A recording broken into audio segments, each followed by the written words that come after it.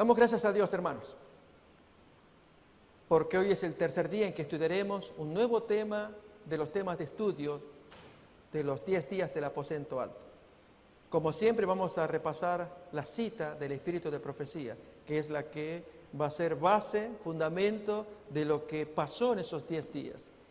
Vamos a repasarla nuevamente, lo vamos a ver en imagen en pantalla.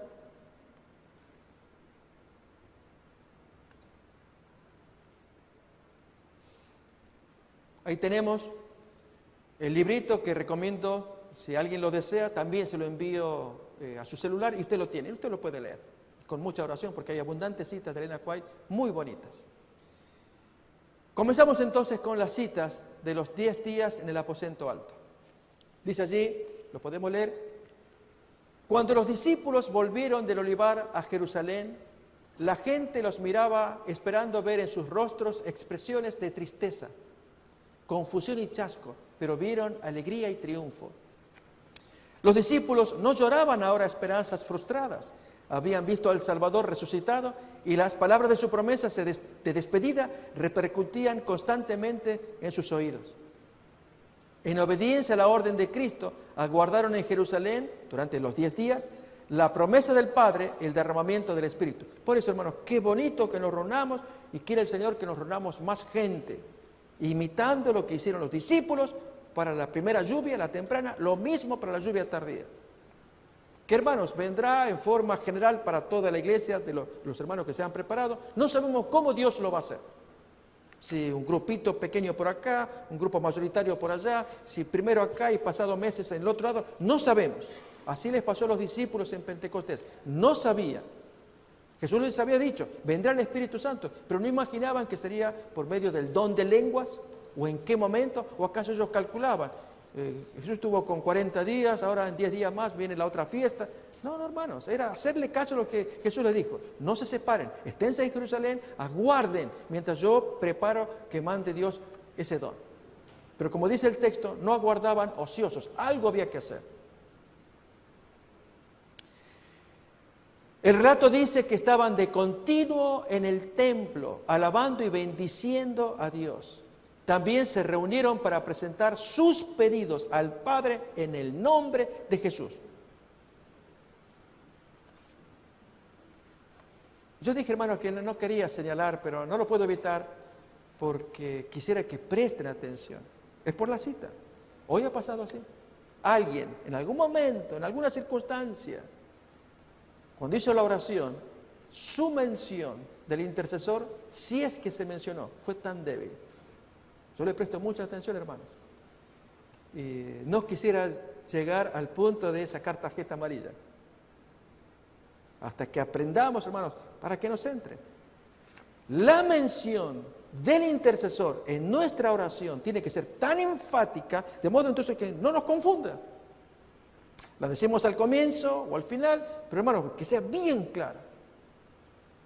Cuando hay hermanos que agregan a su oración, Dios, te lo pedimos no porque haya méritos en nosotros, que no los hay, en los méritos de aquel que murió por nosotros, de nuestro abogado intercesor, en el nombre de Jesús, por él yo te pido tal y cual cosa. Eso, hermanos, que seamos enfáticos. Es lo que leemos acá.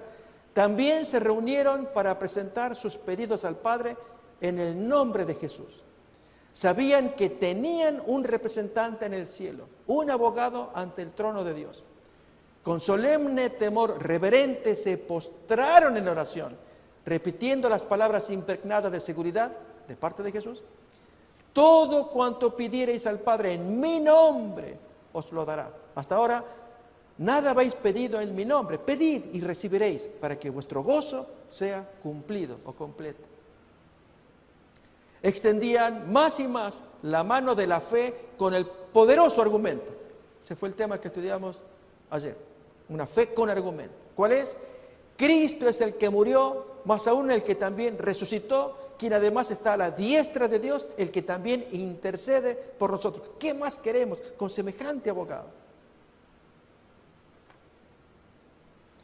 Mientras los discípulos esperaban el cumplimiento de la promesa, y este es el tema que nos toca hoy estudiar, humillaron sus corazones con verdadero arrepentimiento. El tema de hoy se titula Genuino arrepentimiento. y confesaron su incredulidad. Este es el tema de mañana. Al recordar las palabras que Cristo les había hablado antes de su muerte, entendieron más plenamente su significado. Fueron traídas de nuevo a su memoria. Y eso es lo que estamos necesitando, hermano. Recordar. A ver, pastor, guíeme por dónde las palabras de Jesús, hermanos. ¿Cuáles son? Fueron traídas de nuevo a su memoria verdades que habían olvidado y las repetían unos a otros. Se reprocharon a sí mismos el haber comprendido tan mal al Salvador. Como en procesión. Acordémonos, hermanos, de la vista panorámica que alguna vez ya leímos del conflicto de los siglos, que va a ser el gran argumento, hermanos, el gran mazazo de parte de Dios, cuando condene todos los pecadores. ¿Se acuerdan de esa cita? Que reunidos todos los pecadores contra la ciudad amada, para destruirla, intentar destruirla. Apocalipsis 20. Allí, hermanos, la cita de Elena White nos dice que Jesús comienza a ascender hacia arriba y se lo ve como en un trono. Y un ángel poderoso que lo corona. Y Satanás mira todo ello y él ve que él podría haber sido ese ángel al lado de Jesús. Y las palabras de Jesús que son fulminantes. Y luego de que Jesús habla, comienza como en procesión, en vista panorámica es la expresión que se usa. La historia desde Adán y Eva se mira allí, pero especialmente las escenas de la vida de Cristo. Y eso conmueve tanto a cada gente, que no hay argumento para pelear contra la ciudad. Sí, hermanos, esa es la gran historia que Dios va a presentar allí como en vista panorámica. Es lo que estamos mirando acá. Como en procesión, lo mismo. Ese es el argumento de Dios, hermanos. Si es el de Dios, es el poderoso de Dios, tiene que ser el poderoso nuestro, porque es el de Dios.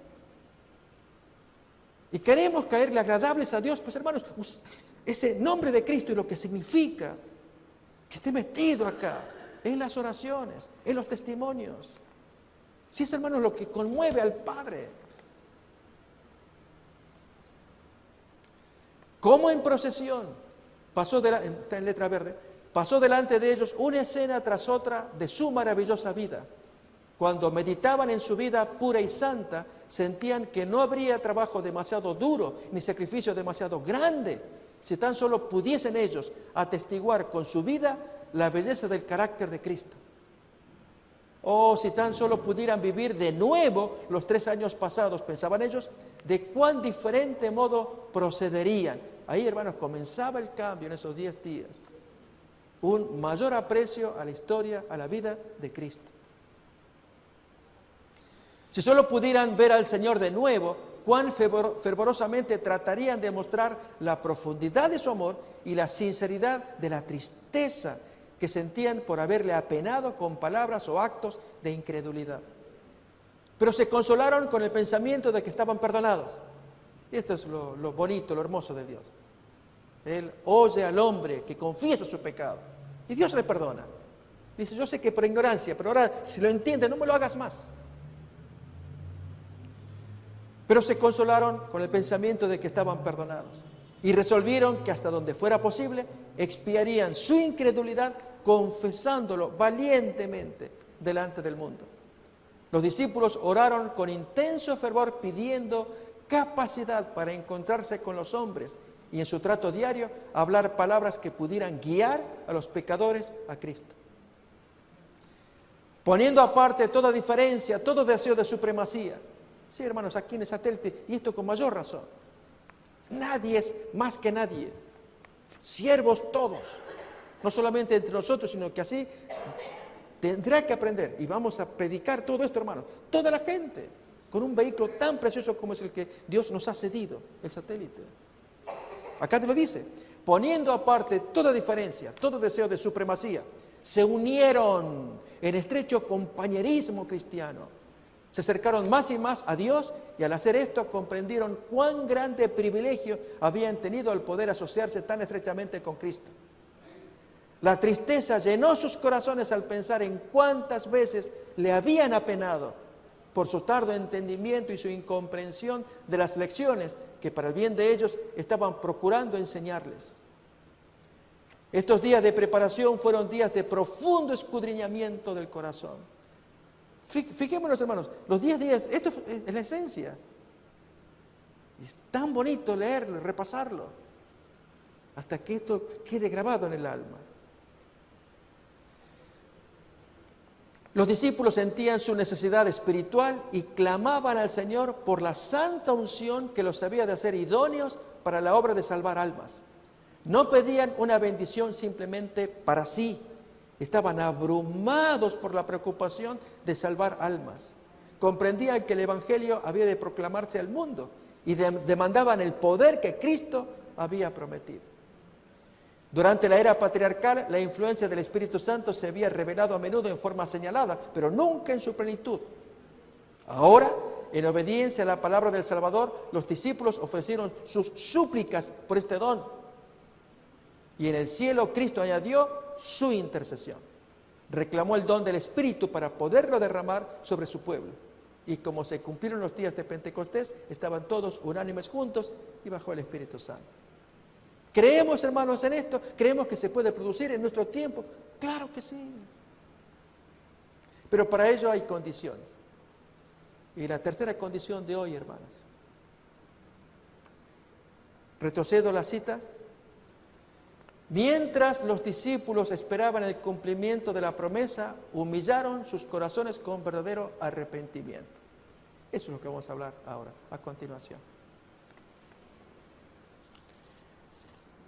Quiero invitarles, hermanos, a que escuchemos una cita, miremos, de Evangelismo, página 506, acerca de la necesidad de humillar el corazón. La tenemos en la pantalla, ahí la podemos mirar, todos podemos leer ahí. Después de la ascensión de Cristo, los discípulos se reunieron en un lugar para suplicar humildemente a Dios. Y después de escudriñar el corazón y de realizar un examen personal durante 10 días, quedó preparado el camino para que el Espíritu Santo entrara en los templos del alma limpios y consagrados. Cada corazón quedó lleno con el Espíritu como si Dios quisiera mostrar a su pueblo que era su prerrogativa bendecirlos con la más escogida de las bendiciones celestiales. La espada del Espíritu refulgió a diestra y siniestra, dotada de un nuevo poder, penetró hasta partir el alma y el espíritu, las coyunturas y los tuétanos. La idolatría que había estado mezclada con el culto del pueblo fue desterrada. Estaba leyendo, hermanos, una cita acerca de idolatría. Nosotros como adventistas tenemos un Dios al cual adoramos, pero algunos de nosotros puede haber otro Dios que se apareció. Y Elena White comenta, el Dios Mamón, y es un culto dividido a un Dios en sábado, pero cuando se trata de dinero y que hay que hacer dinero y que las actividades, pues Mamón necesita, y ese es un culto que había en la antigüedad. La idolatría no se desterró del todo entonces. Es lo que estamos leyendo, ponemos la cita otra vez. La idolatría que había estado mezclada con el culto del pueblo fue desterrada.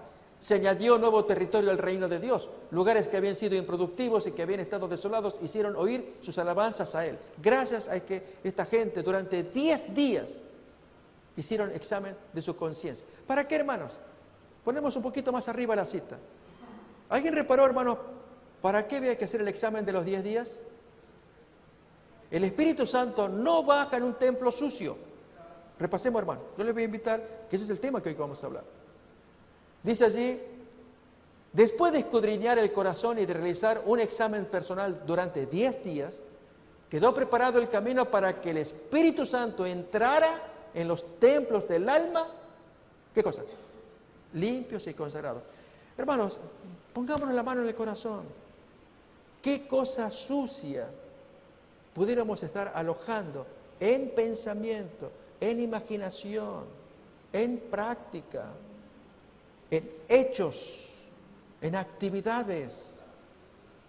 Sí, hermanos, desde el cuchicheo, pensemos durante el sábado. Hoy se invitó, hermanos, acordémonos, no quiero, hermanos, sacar la tarjeta amarilla, pero para que nos entendamos.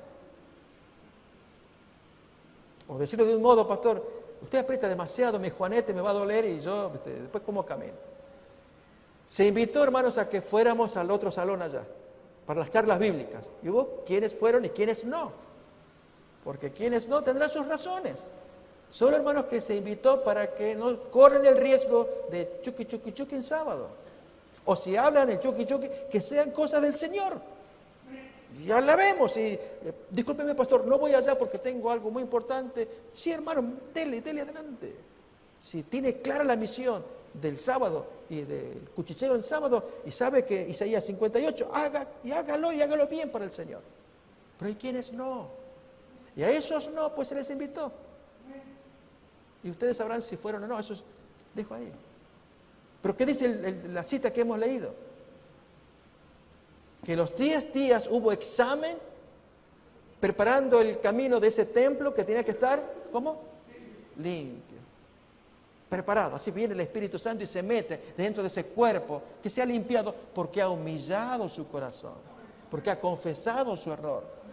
Si es verdad, Dios, yo sé, yo tengo mi tendencia, me gusta, y ahí enumeramos el pecado, hermanos, que nos caracteriza, eso es privado. Cada cual, no es examinar la vida de nadie. ¿Cuántas veces, mis hermanos, estamos más preocupados por el alma del vecino y simultáneamente por nuestras posesiones temporales? Esto lo dice un judío. Otra vez, preocupado por, el hermano, fíjate esos problemas que él tiene, el alma. Y además preocupado por nuestras posesiones, me falta el dinero porque no puedo completar, pero el vecino no sé cómo hace, estamos así, hermano. Y el judío que estoy diciendo, dice, invirtamos, a ver cómo sale. ¿Por qué no nos preocupamos por el alma nuestra y por las posesiones materiales del vecino, a ver si le podemos ayudar? De una forma un poquito sarcástica. Preocupémonos por nuestra alma, no por el alma del vecino, el alma nuestra. Y hermanos, si nos preocupamos por nuestras necesidades materiales, preocupémonos por la necesidad material del vecino, a ver cómo le podemos ayudar. ¿Se entiende? Esto significa que este templo comienza a ser analizado bien a fondo para que se limpie. Y al limpiarse el Espíritu Santo venga y pueda morar, porque se está pidiendo, Dios lo va a cumplir, pero lo va a cumplir con templos limpios.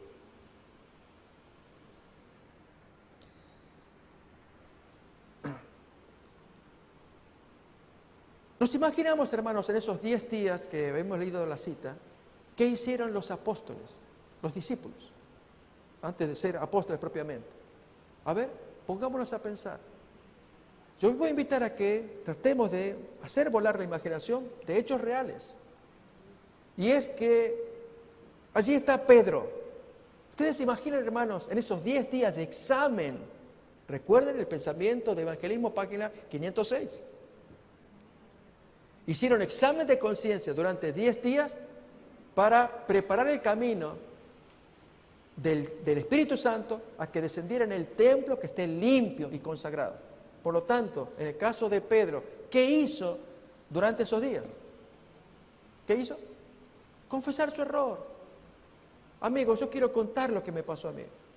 Fue tremendo, un papelón. Jesús tenía razón en lo que dijo. Antes que el gallo cante, ustedes no me vieron porque yo no sé, audazmente me metí allí adentro. Y fue increíble lo que pasó. Pedro, ya, no lo cuentes. Es que me da rabia y quiero sacármelo porque tengo una cosa adentro. Y lo contó. Y ya conocemos la historia de lo que pasó.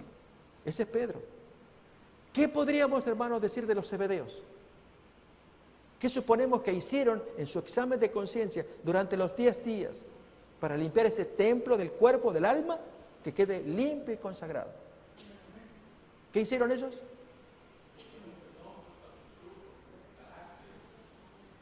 Quiero pedirles disculpas, amigos, a ustedes. Una, la soberbia. Y nuestra madre, pobrecita, ella que nos habla y nos habla, pero finalmente yo soy responsable. Que fui, no sé qué me pasó, y audazmente con mi hermano ahí fuimos, lo encaramos. Maestro, si tú puedes, ponme a la izquierda, el otro a la derecha, ahí en el reino. Y que Jesús nos dijo claramente, yo no entendía, ¿ustedes están seguros? ¿Pueden beber del vaso que yo voy a beber y ser bautizados del bautismo ¿Y qué dijimos? Audazmente, claro que podemos.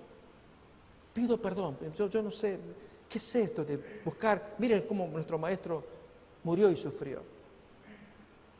O como se dijo, de la actitud tan violenta, ¿quieres que mandemos fuego del cielo a esta gente de Samaria que no quieren recibir al maestro?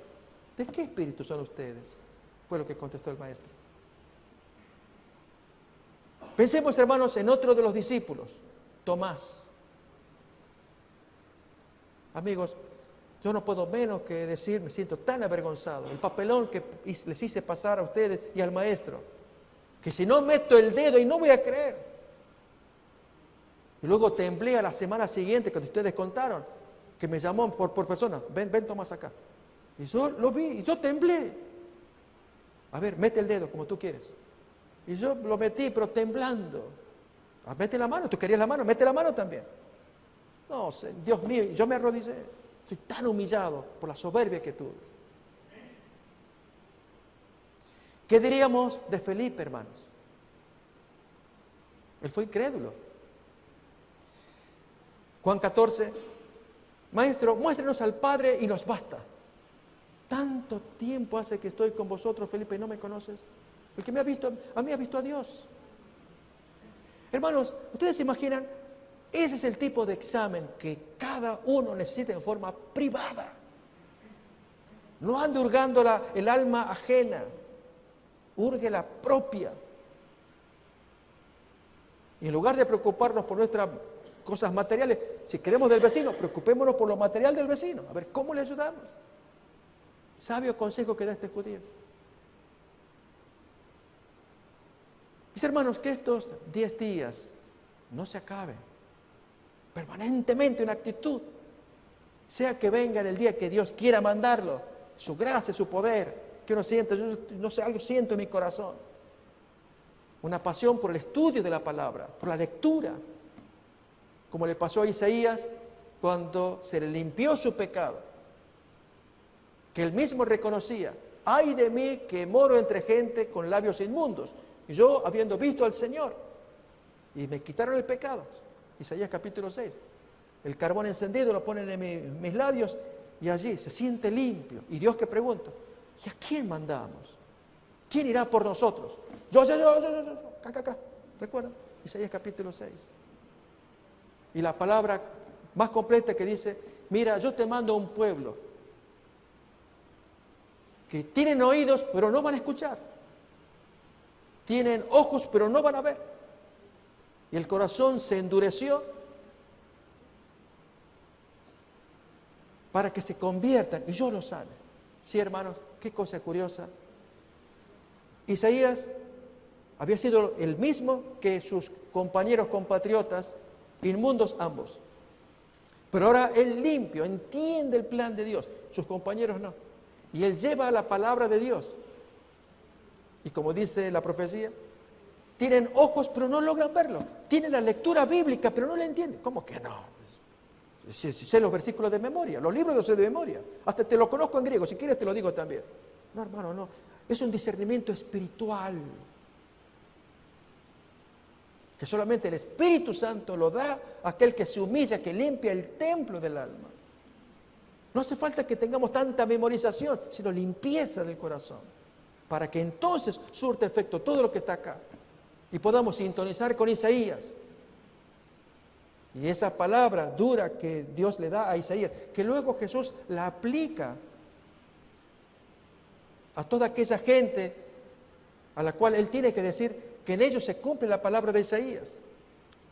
En Hechos capítulo 28 reaparece cuando Pablo llamó a los judíos para que lo escucharan. Y muchos no creyeron y se retiraban. Entonces Pablo dice en Hechos 28, en ellos se cumple esa palabra de Isaías capítulo 6. Famoso texto, hermano. Es un texto que tiene que ser nuestro también. Y es que tenemos ojos, tenemos oídos, tenemos corazón, pero todo se endurece.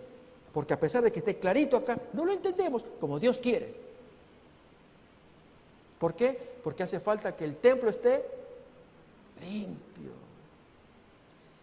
Así que, hermanos, así como pasó con los discípulos, tiene que pasar con cada uno de nosotros. Voy a invitar a que miremos en algunos textos cómo Dios obra con el arrepentimiento.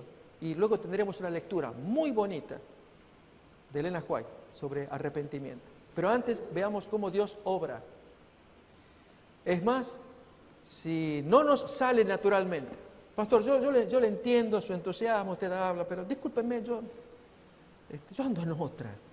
¿Qué quiere que le diga? Usted habla y a mí se me vence la hipoteca, yo no me puedo sacar eso de la cabeza. Está bien, hermano, no nos preocupemos. ¿Por qué? Porque el don del arrepentimiento no lo fabricamos nosotros. Es un don que viene de afuera. Miremos los textos. Romanos capítulo 2.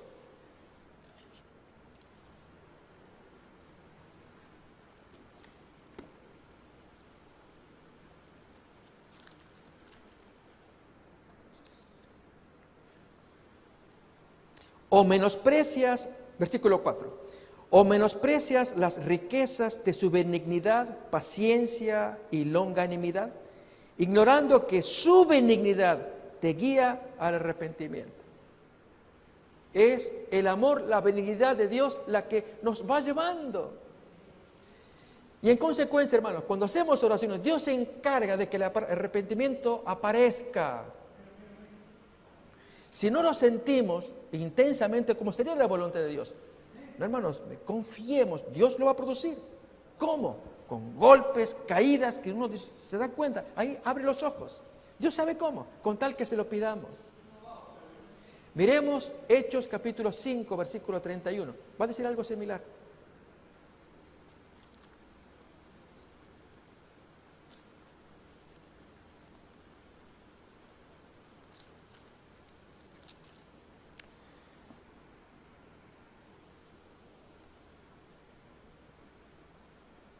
(5:31) A este Dios ha exaltado con su diestra por príncipe y salvador para dar a Israel arrepentimiento y perdón de pecados. Fíjense, hermanos, las dos cosas forman parte del don de Dios. No solamente el perdón, Él da el arrepentimiento para que sintamos adentro la necesidad de confesarle a Dios aquellas cosas que Dios quiere que sean confesadas. A veces uno piensa, yo pido perdón a Dios, pero no me sale, no lo siento. Dios se va a hacer cargo, nos va a hacer sentir. Miremos, hermanos, cómo Dios nos puede hacer sentir con textos tan preciosos como el que tenemos ahora. Salmo 51, versículo 10.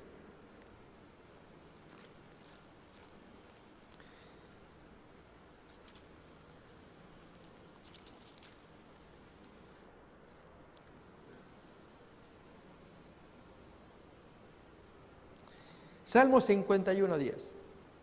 Crea en mí, oh Dios, un corazón limpio y renueva un espíritu recto dentro de mí. Pregunto, hermanos, ¿alguien se imagina, recuerda la circunstancia por la cual David eleva tan precioso pensamiento? Y queda registrado acá, donde le ruega a Dios, dame un corazón limpio. Y ahora vamos a ver por qué era intenso el pedido. ¿Pero alguien recuerda la circunstancia? ¿Cuándo?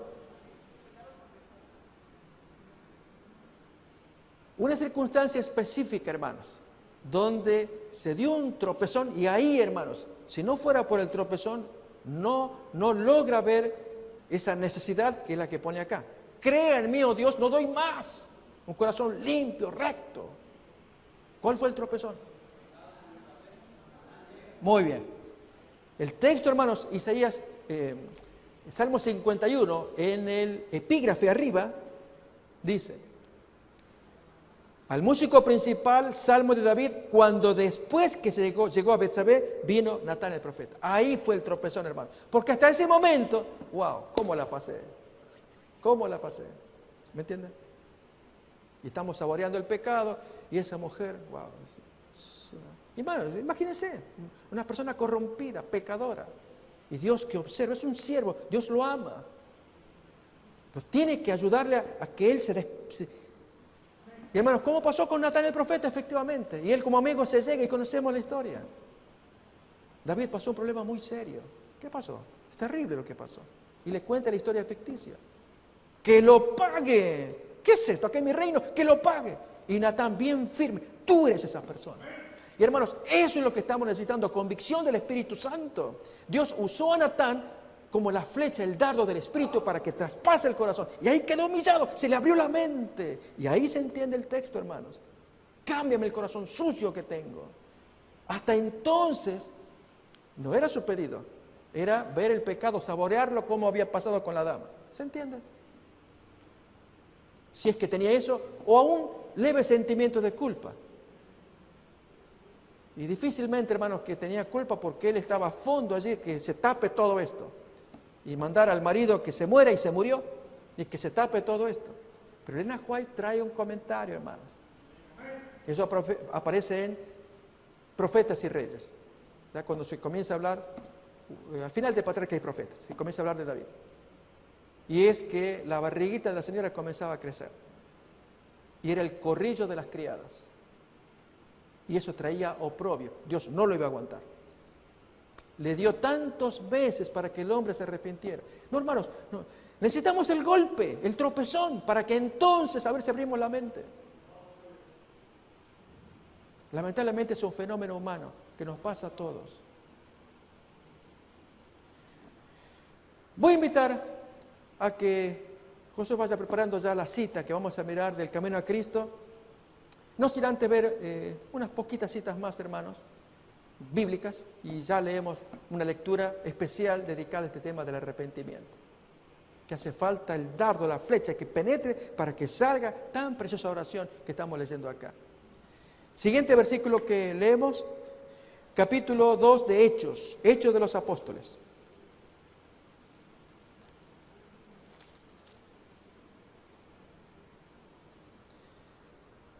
Versículo 38, Hechos 2, 38.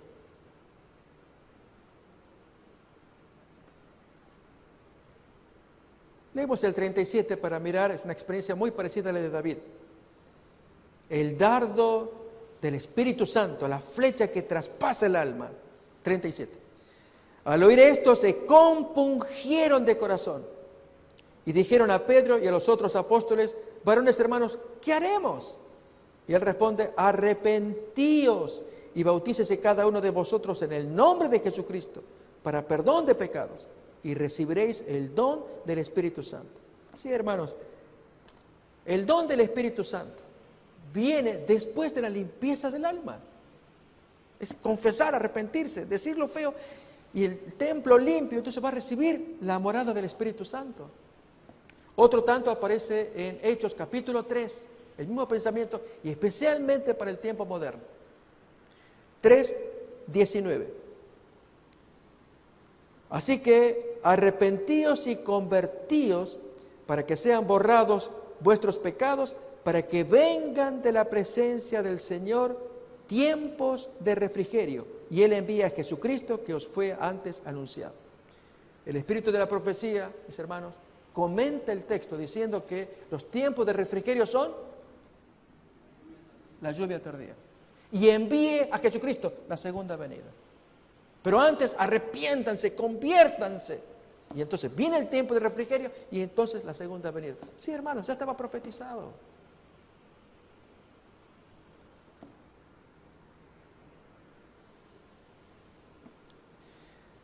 En cuanto al concepto de arrepentimiento, hermanos, que ahora en un momento más ya leemos la cita, comento lo siguiente.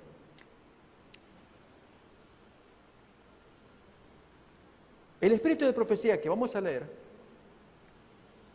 en un capítulo muy bonito, muy conocido, lo hemos leído quizás, pero vamos a prestarle atención para que no nos equivoquemos de vía. La palabra arrepentimiento en el Nuevo Testamento se la traduce de dos palabras originales del griego. Una palabra se usa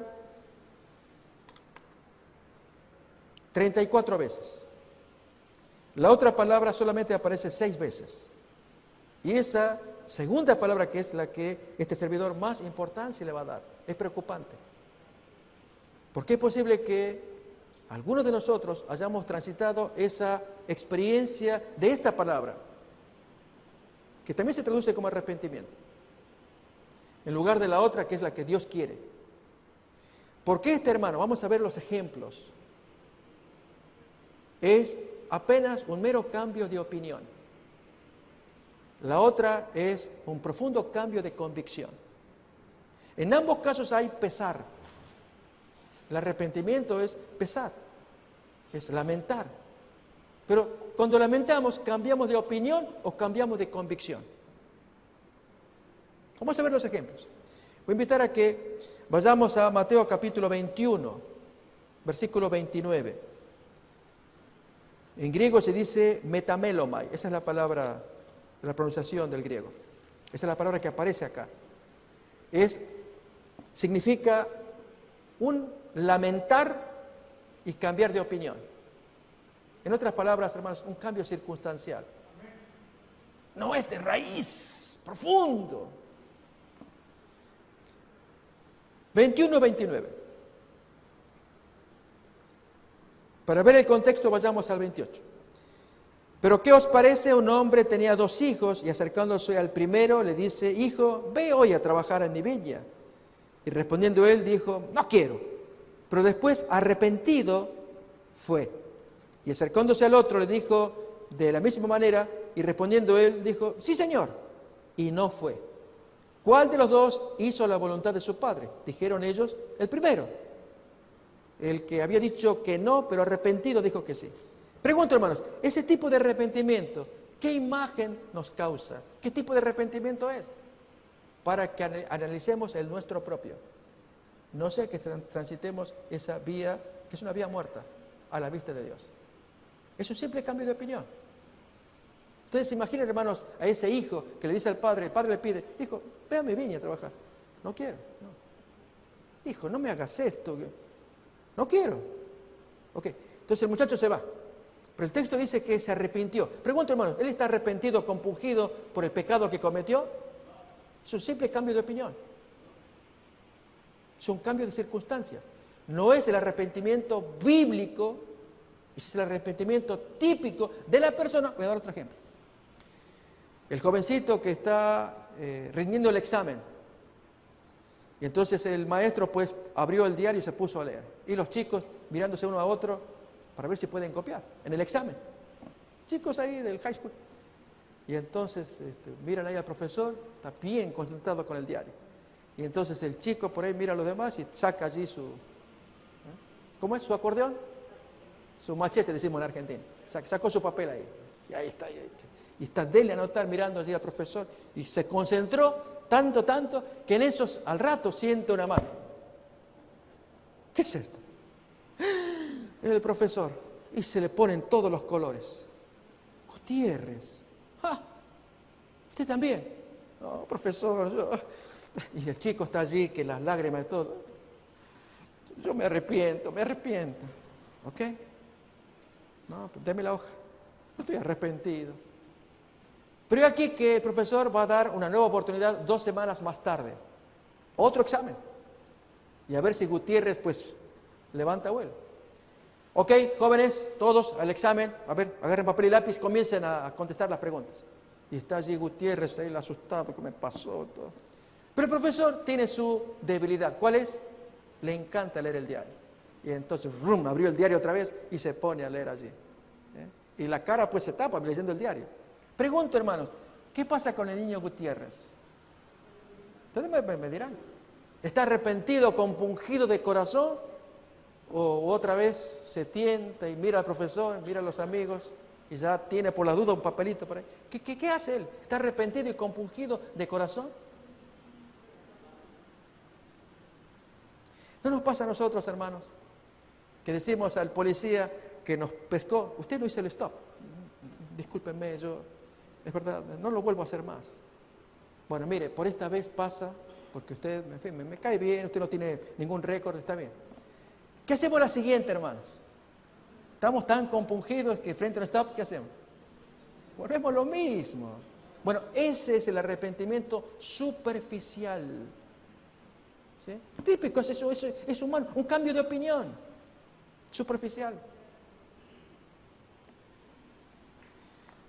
Miremos más. Segunda de Corintios capítulo 7, versículo 8. 2 veces aparece esa palabra metamelomai, se dice en griego. Segunda de Corintios 7, versículo 8.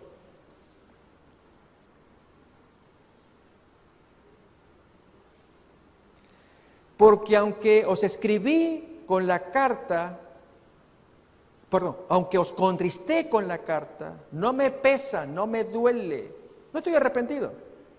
Ese es el significado.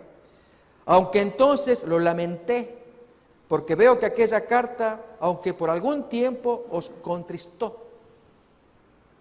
Pregunto, hermanos, al decir, no me arrepiento, ¿qué acaso él tiene compungimiento de corazón? No, yo no me arrepiento, ahí te la mandé la carta porque finalmente produjo el fruto que yo quería. Otra vez, hermanos, eso es un simple cambio de opinión, un arrepentimiento superficial, diríamos, así, diciéndolo más rápido. Veremos otro ejemplo en Hebreos 7:21, ahora de parte de Dios. ¿Será que Dios tiene compungimiento de corazón? Hasta esa palabra se usa en el caso de Dios. Hebreos 7:21.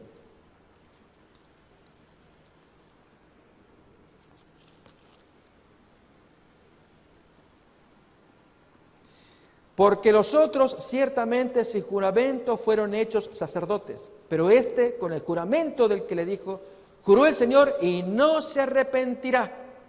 ¿Qué significa eso? Es Dios el que está diciendo, yo no me voy a arrepentir. Tú eres sacerdote para siempre, según el orden de Melquisedec. No voy a cambiar de opinión. Noten qué distinto del otro arrepentimiento, profundo, cambio de convicciones. Y miremos, hermanos, el ejemplo que quizás más nos interesa. Mateo 27, versículo 3. ¿El arrepentimiento de quién? ¿De quién será? De Judas.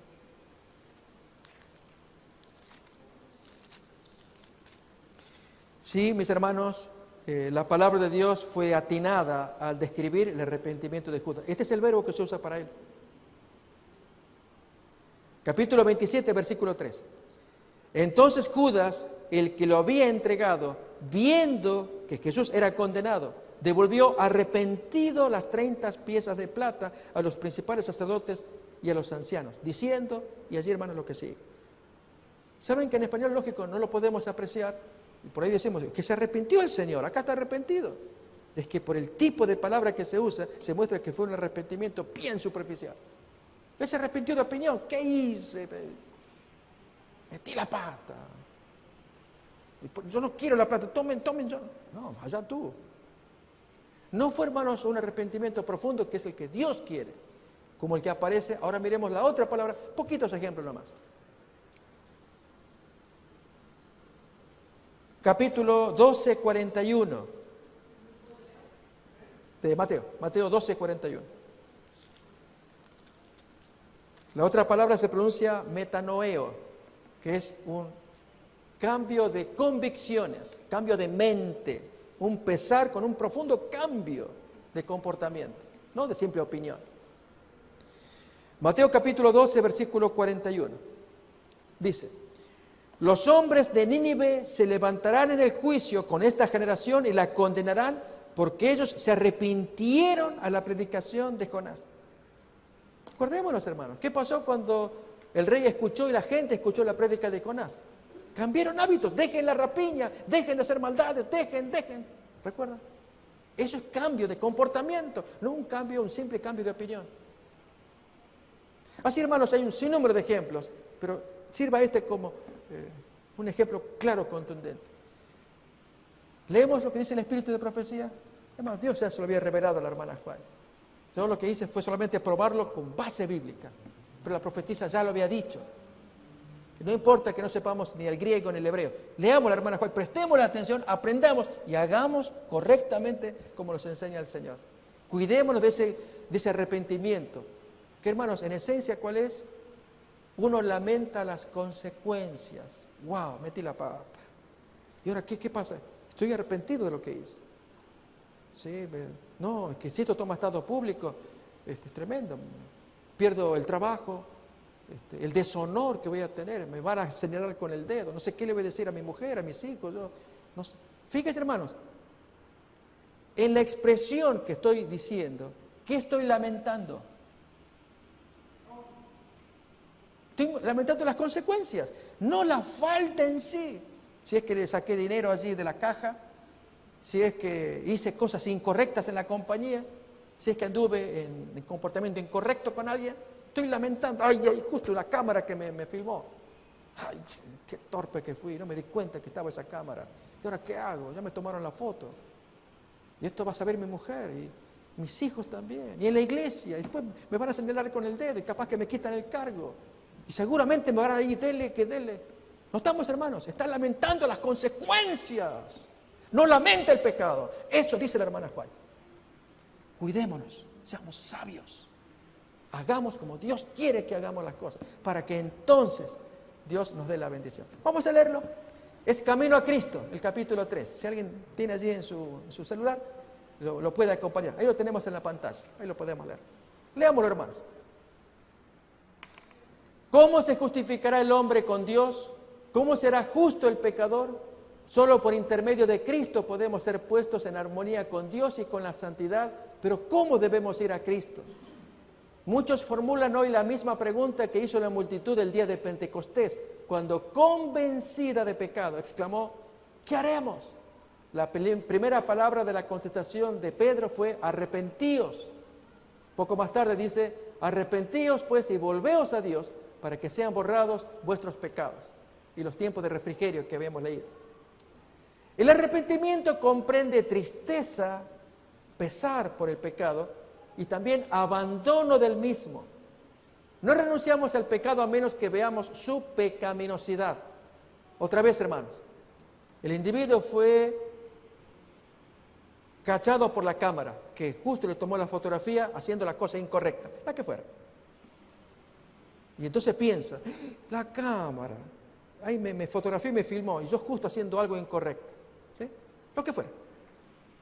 Y la persona que comienza a pensar, y ahora la cámara. Así fue, hermanos, como detectaron a un anciano de iglesia de bienestar económico robando en una tienda. Y el hermano tenía su defecto, que era meter las cosas ajenas en el bolsillo.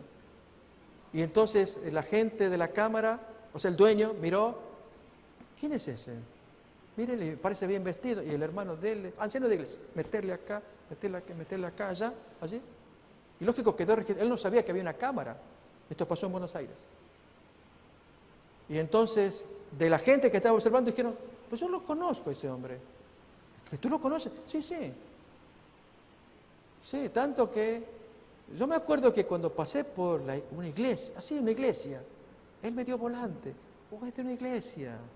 Sí, la iglesia que está acá, efectivamente, hermanos, era el anciano, el principal anciano, hombre muy misionero. Y entonces vino allí la gente de la compañía para hablar con el pastor. Mire, pastor, tenemos un problema. Queremos confirmar nomás, tenemos un video que se captó a alguien.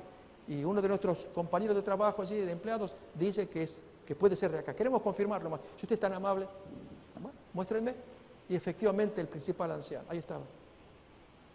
Hermanos, se armó un problema. Yo había pastoreado esa iglesia, pero me fui años más tarde, pastor ayudante allí. ¿Y qué había pasado? Que el pastor pues habló con el hermano. Hermanos, es tremendo, el video que me mostraron. No, pastor, se confundieron, yo no soy. No.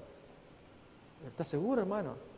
Miren, esa gente confía en mí y yo miré la imagen y es usted. No, pastor, no, discúlpeme, yo no, jamás.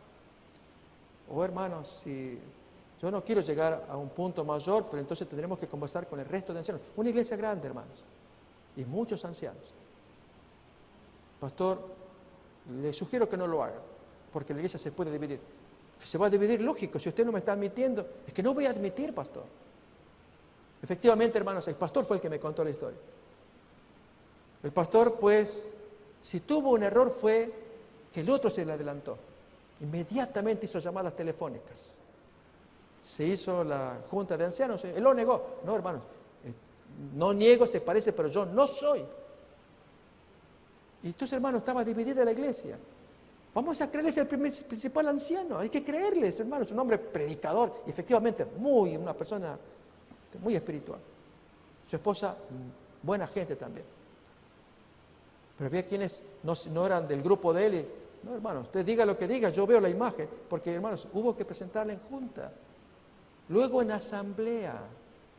La asamblea se dividió, porque él con la llamada telefónica llamó a toda la gente, y para el día de la asamblea hubo gente que ni venía a la iglesia, pero eran simpatizantes porque era un líder carismático. Hermanos, ¿ustedes se imaginan?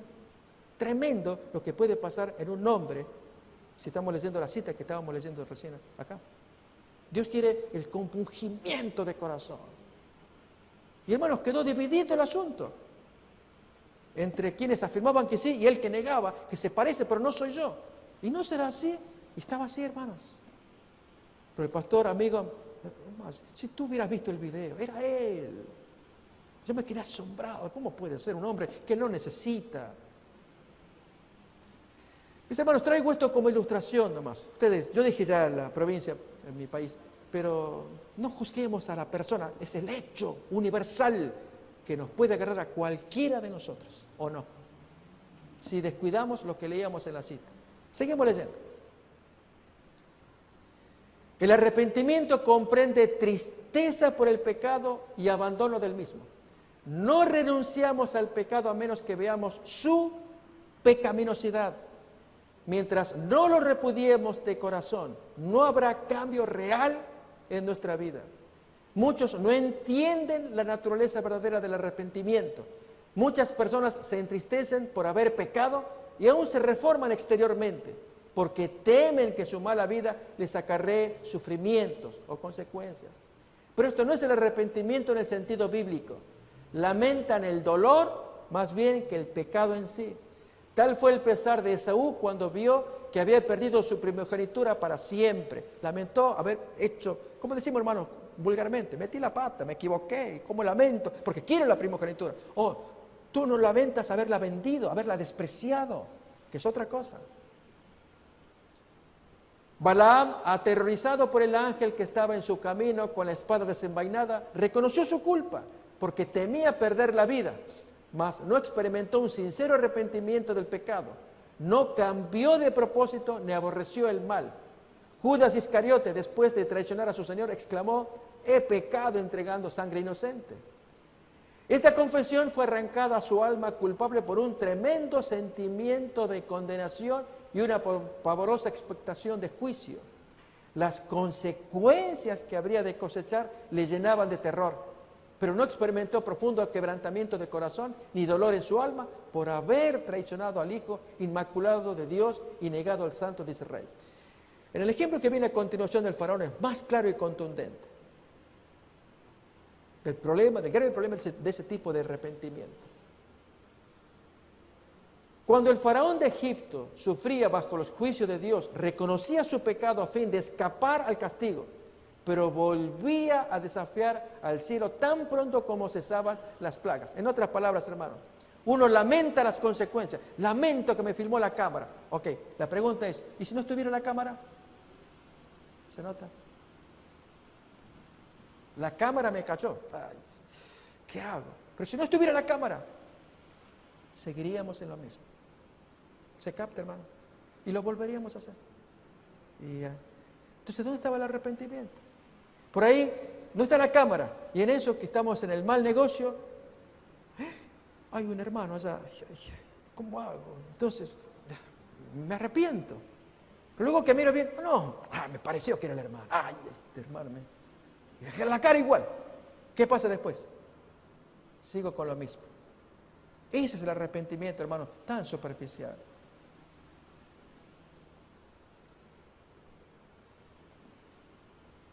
Pero cuando el corazón cede a la influencia del Espíritu de Dios, la conciencia se vivifica y el pecador discierne algo de la profundidad y santidad de la sagrada ley de Dios, fundamento de su gobierno en los cielos y en la tierra.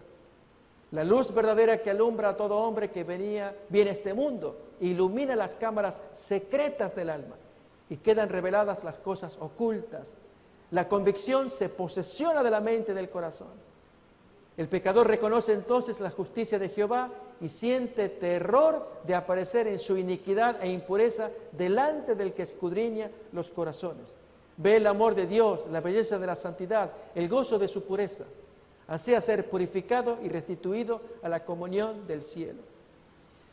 Mis hermanos, ese tipo de arrepentimiento no es fácil de conseguirlo porque viene de lo alto. Pero sí lo podemos recibir si nos ponemos a la vera del camino. Si le decimos a Dios, Dios, dame ese arrepentimiento. Yo, es verdad, estoy haciendo ciertas cosas malas. Y te voy a ser sincero, no me repugna. Sé que está mal. Sé que no lo debo hacer. Pero es más fuerte que yo. Y lo hago y ayúdame, Señor.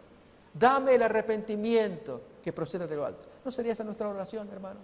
¿No deberíamos orar así? Mis hermanos, digo esto, no nos desesperemos. El arrepentimiento es, ¿qué cosa? Un don. Viene de lo alto. Dios lo manda. Dios manda el compungimiento del corazón. No lo podemos fabricar nosotros. Hasta podemos ser sinceros. Dios, no me duele, lo hice, no me duele, pero ayúdame, dame ese don que me compunge el alma. Así como hiciste con David, que le enviaste esa flecha por medio de Natán. Mándame la flecha, me va a doler. Pero así es como yo voy a ver esto, tan claramente como tú lo ves. Dame ese discernimiento, dame ese arrepentimiento. ¿Queremos, hermanos? Que Dios nos bendiga. Amén.